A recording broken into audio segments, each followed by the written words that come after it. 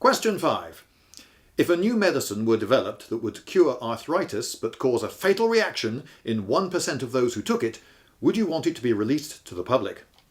Well, how much fantasy do we allow ourselves in these questions? The fact that this question is being asked at all, it is a fantasy, isn't it? That there'll be a cure, not just a treatment. I mean, at the moment there is no cure for arthritis. There are various treatments, some of which are not tremendously effective, but there's no cure.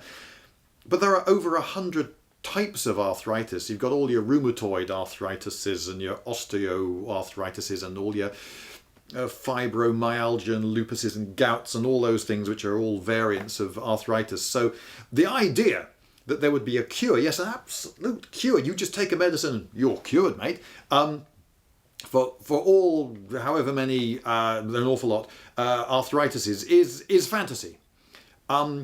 But, you know, you have to go with it for the sake of the question. So you've got this fantastic medicine that can do something absolutely incredible. So you think, well, yes, you want people to get hold of this, but it causes a fatal reaction in 1%. Now, again, how fantastical are we going to be? Because there's nothing in this question to say how predictable that 1% is. Now, in reality, that 1% of people is never going to be completely random. There are going to be people who are in high-risk groups, at least, of being members of that 1%.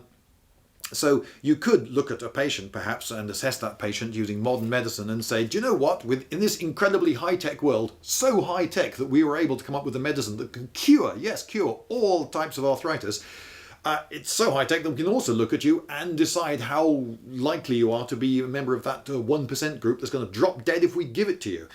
We could screen your DNA to see if you've got a certain gene and, sorry, you've got the such and such a gene, so we won't give you the medicine because it'll kill you. Or some other thing, you're very fat or tall or something. And because of that reason, we won't give you it because you're in a high-risk group. But it could be that it genuinely is, in this fantasy world, completely random, so you absolutely do not know whether a person is going to be in that 1% group or not. That's unlikely, but let's go with the fantasy because otherwise we're sort of dodging the question. Would I want it to be released to the public? Well, what does released to the public mean? Because it could mean, if you take this just at its most broad definition, that any old fool can get hold of this. So if someone's just got a mildly arthritic thumb and finds it a little bit awkward to do a bit of knitting, yeah, I'll go and get that drug and cure it. 1%? What are the chances? Oh, I'll take the risk. Maybe we don't want those people taking this drug, but possibly we could do what we normally do with dangerous medicines, things that have side effects such as instant death.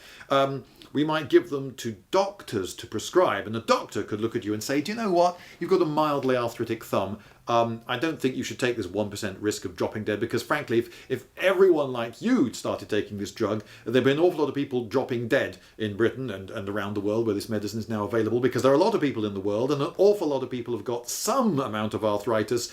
So possibly I, as a qualified medical practitioner, should assess just how crippled you are by arthritis and then decide that beyond a certain point, yep, fair enough, it really is worth a 1% risk of death because you are so crippled, your life is so miserable, you're in so much pain, more pain than we can really control, and you can't really do a lot. You're not a useful member of society, you don't feel useful to your family, to yourself. It really is worth for you taking the risk. So, yes, I think we have to release this one to the public because even if now it is the case that 1% of people will drop dead, in the future it is reasonable to imagine that after a number of people have dropped dead, we can look at and see who's been dropping dead and we will then become much better at working out who's going to drop dead and who isn't because these things are never completely random. Even if the state of technology right now is such that we can't tell who's going to drop dead, it's very likely in the future we will. And a cure, an actual cure for something as common and as potentially crippling as arthritis, that's something worth having. And always, people will be taking this medicine, I would suggest in consultation with a doctor, and in the knowledge that there is this possible side effect of death. And as long as people are taking it knowing the full facts, then, and no one's ever going to force them to take this drug. I'm not saying that because a doctor thinks it is worth your while taking it, then you're flipping well having it. No one's being forced to take it. They're doing it with proper consultation. There's an awareness of the risk. People are still studying this drug so that we will get better at predicting who's in the 1%. Yes, I think that arthritis is potentially crippling enough for a 1% risk of death even to be balanced against a 99% cure, actual cure.